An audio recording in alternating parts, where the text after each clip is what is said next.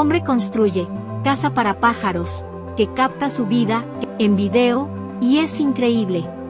El video fue compartido en X antes Twitter, por la página Arte y Más.